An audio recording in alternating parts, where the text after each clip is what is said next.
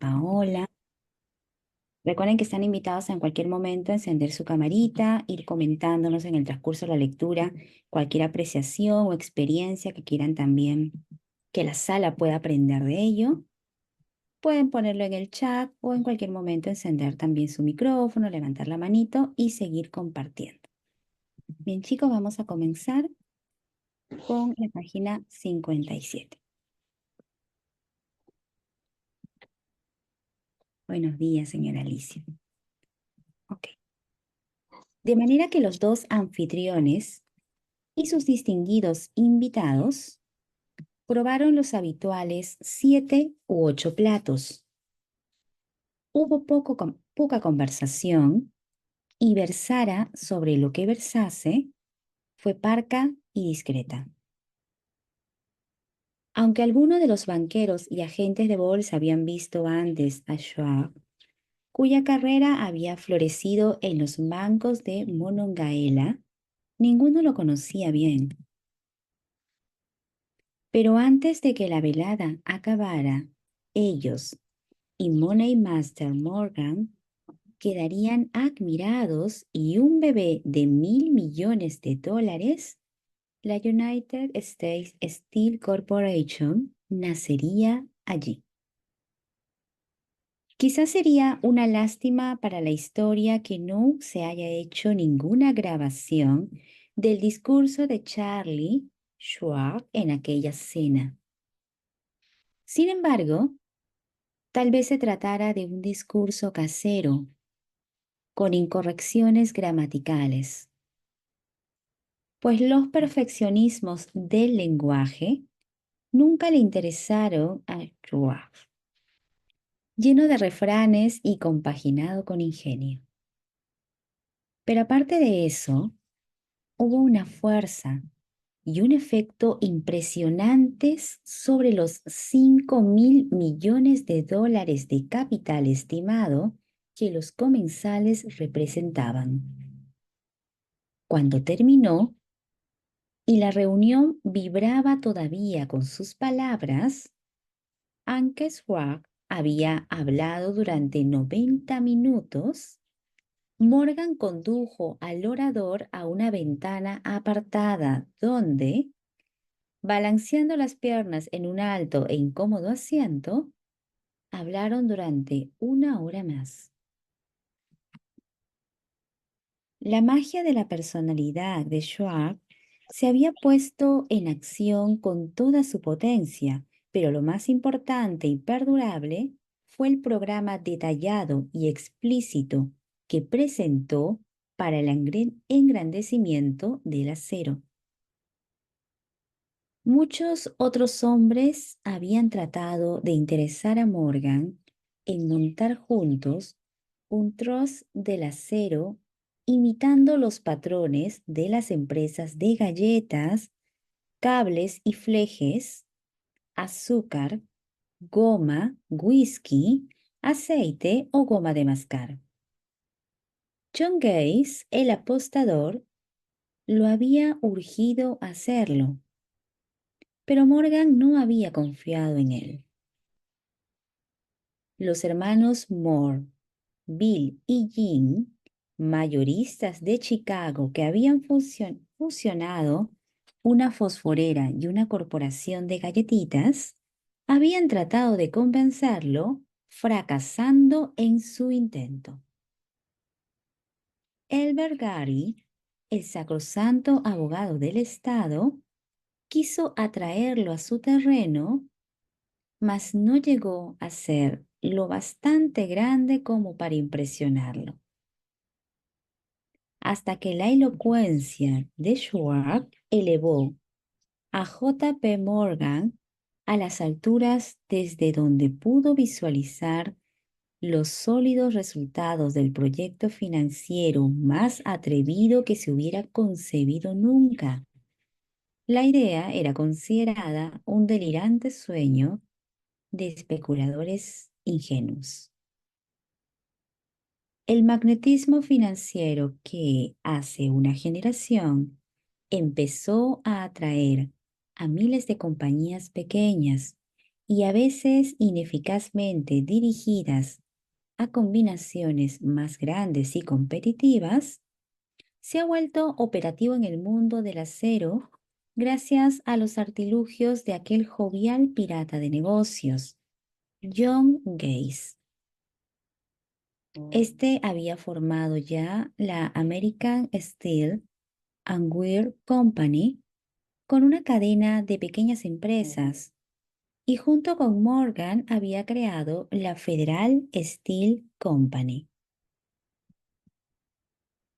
Pero al lado del gigantesco Trust Vertical de Andrew Carnegie, dirigido por sus 53 accionistas, esas otras combinaciones resultaban insignificantes.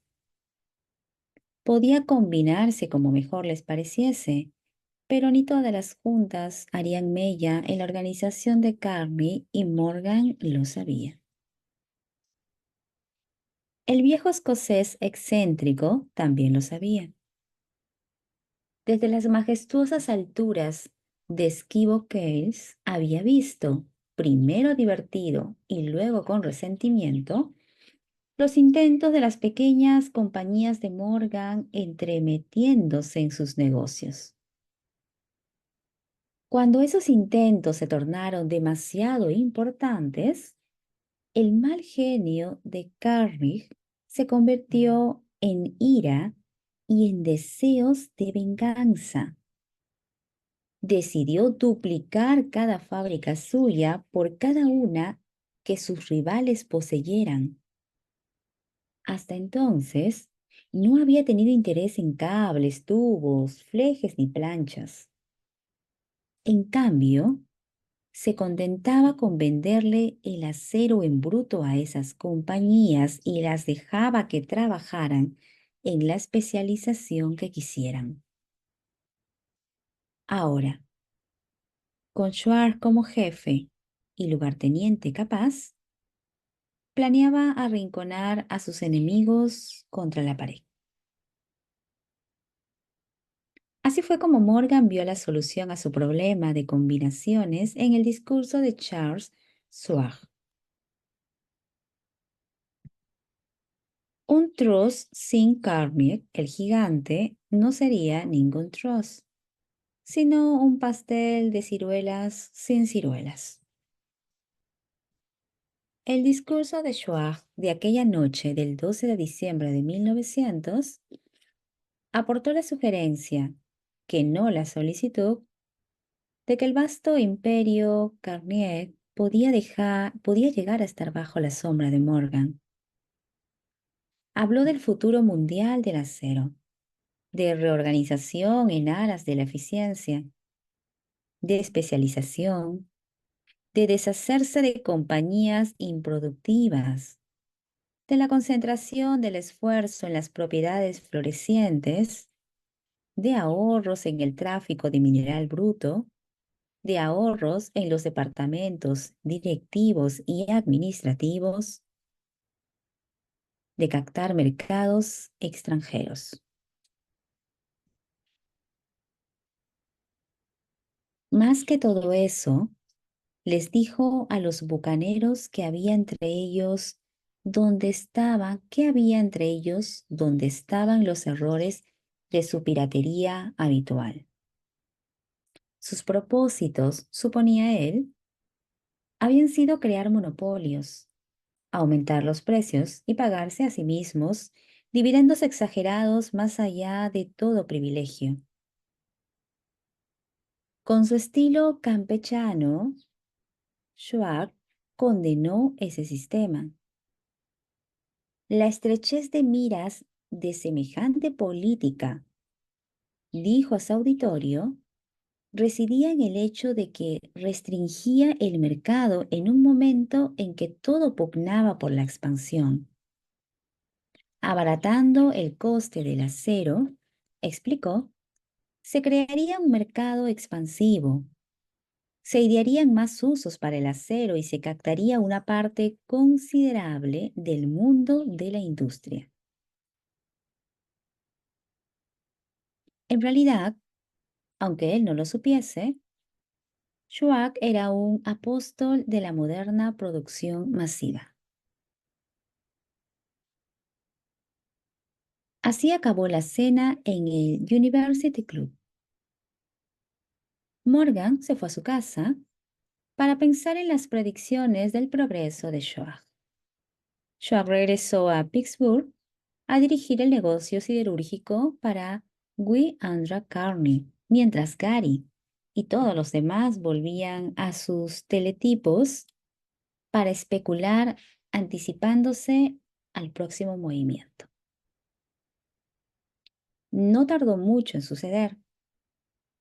A Morgan le llevó más o menos una semana digerir el festín de razonamientos que Schwab le había puesto adelante. Cuando se aseguró de que no iba a sufrir ninguna indigestión financiera, llamó a Schwartz y se encontró con un hombre bastante tímido. El señor Carney le dijo a Schwab, quizás no le alegrara mucho descubrir que el presidente de su conglomerado de empresas había estado coqueteando con el emperador de Wall Street, el barrio que Carney había resuelto no pisar jamás. Entonces John Gates, que hacía de intermediario entre Morgan y Schwartz, sugirió que si Schwartz estuviera casualmente de paso por el Bellevue Hotel de Filadelfia, J. P. Morgan podía coincidir con él en el mismo sitio. Sin embargo, cuando Schwartz llegó, Morgan se hallaba enfermo en su casa de New York y presionado por la invitación del hombre mayor, Schwartz viajó a New York y se presentó ante la puerta de la biblioteca del financiero. En la actualidad, ciertos historiadores de la economía han expresado la sospecha de que esta historia, desde el principio al fin, fue planificada por Andrew Carney, que la cena, en honor de Schwartz, el célebre discurso, la reunión del domingo por la noche entre Schwartz y el rey del dinero, fueron sucesos que el sagaz escocés había preparado de antemano. La verdad es precisamente todo lo contrario. Cuando Schwartz fue llamado a cerrar el trato, ni siquiera sabía si el jefecito, como lo llamaban Andrew, prestaría atención a una oferta de vender, en particular a un grupo de hombres a quienes Andrew consideraba dotados de algo menos que la beatitud. Pero Schwartz acudió a la reunión con 6 hojas escritas de su puño y letra, llenas de datos que, según él, representaban el valor físico y potencial de rendimiento de cada compañía metalúrgica que él consideraba una estrella esencial en el nuevo firmamento del metal. 4 hombres sopesaron esos esquemas durante toda la noche. El jefe, por supuesto, era Morgan, firme en su credo del derecho divino del dinero. Con él estaba su socio aristocrático, Robert Bacon, un erudito y un caballero. El tercero era John Gates, a quien Morgan tachaba de apostador y utilizaba como herramienta. El cuarto era Schwartz, que sabía más sobre el proceso de elaborar y vender acero que cualquier grupo de hombres de su época. A lo largo de aquella conferencia, los esquemas del hombre de Pittsburgh no se cuestionaron nunca. Si él decía que una compañía valía tanto, así era y punto. También insistió en incluir en la combinación solo las empresas que él tenía nominadas.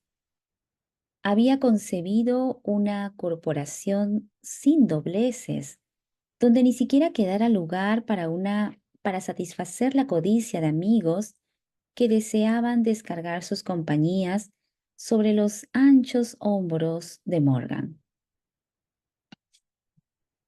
Al amanecer, Morgan se puso de pie y se desperezó. Solo quedaba una pregunta pendiente. ¿Cree que puede persuadir a Andrew Carney de vender? Preguntó. Puedo intentarlo, repuso Schwartz. Si usted consigue que venda, me comprometeré en todo este asunto, aseguró Morgan. Hasta allí todo iba bien. Pero, ¿vendería Carney? ¿Cuánto pediría? Schwartz pensaba en unos 320 millones de dólares. ¿Cómo se efectuaría el pago? ¿En acciones ordinarias o preferentes? ¿En bonos? ¿En efectivo? Nadie podía reunir 320 millones de dólares en efectivo. En enero acudieron a un partido de golf en los helados prados de San Andrés en Winchester. Andrew envuelto en jerseys, bien abrigado, y Charlie conversando de trivialidades para ejercitar el buen humor. Pero no se pronunció ni una sola palabra sobre negocios hasta que la pareja se sentó en la cálida sala de la cabaña de Carney que Carney poseía cerca de allí.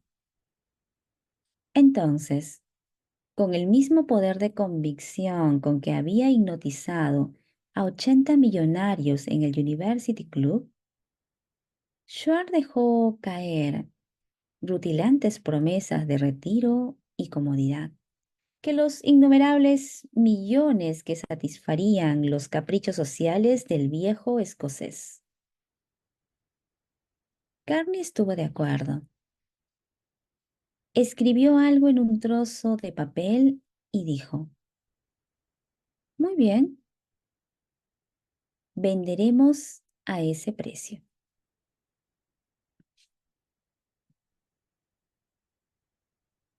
La cifra era de unos 400 millones de dólares y surgió a partir de los 320 millones que Schwartz había previsto como precio básico, añadiéndole 80 millones para recuperar el valor aumentado sobre el capital previsto durante los últimos 2 años. Más tarde, en la cubierta de un transatlántico, el escocés le decía arrepentido a Morgan, ojalá te hubiera pedido 100 millones más. Si me los hubieras pedido, te los hubiera pagado, le respondió Morgan animadamente. Hubo cierto alboroto, por supuesto. Un corresponsal británico envió un cable diciendo que el mundo del acero extranjero estaba aterrado ante la gigantesca corporación. El presidente Haley de Yale declaró que a menos que se regulasen los trusts, el país tendría un emperador en Washington durante los próximos 25 años.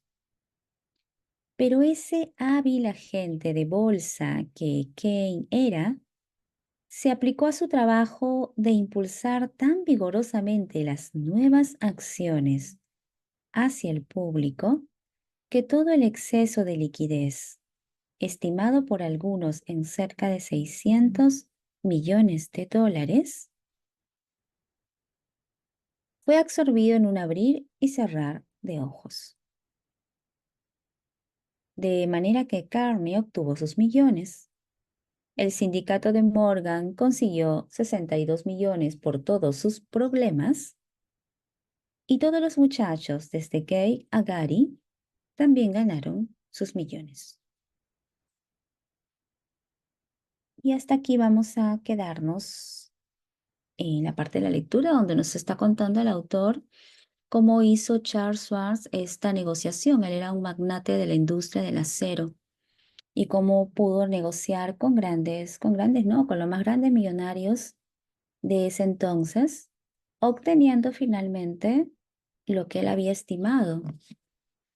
Y esto lo logró conforme nos está contando el autor de esta reunión en base a varias reuniones que han tenido de negociación, pero remarca también el autor que parte de la persuasión que ha utilizado es el buen carisma que él tenía, su don de conversador, cómo analizaba toda la situación y todo el evento. Obviamente era una persona muy preparada en los negocios, pero que personalmente no necesariamente era una persona así. Y hemos aquí visto varios hitos de la industria de aquel entonces. Entonces, hasta este punto, chicos, nos gustaría que nos contaran qué les ha parecido, porque finalmente es una muestra de cómo orientó su mente hacia el triunfo y la fe que tenía él de poder cerrar el negocio por el monto que él inclusive lo pensó antes de decirlo. Dio un monto en su mente y finalmente se cerró por ese importe. ¿Qué les ha parecido? Si tienen alguna experiencia, si hay alguna parte de repente que podemos ampliar de la lectura o algún comentario que tuviesen para ir aprendiendo respecto a este avance de hoy. Alejandra también nos va a comentar un poquito más. Gracias. Gracias, Mónica. No sé, chicos, en la sala, ¿qué tal les ha parecido? ¿Qué les ha llamado la atención acerca de esta lectura?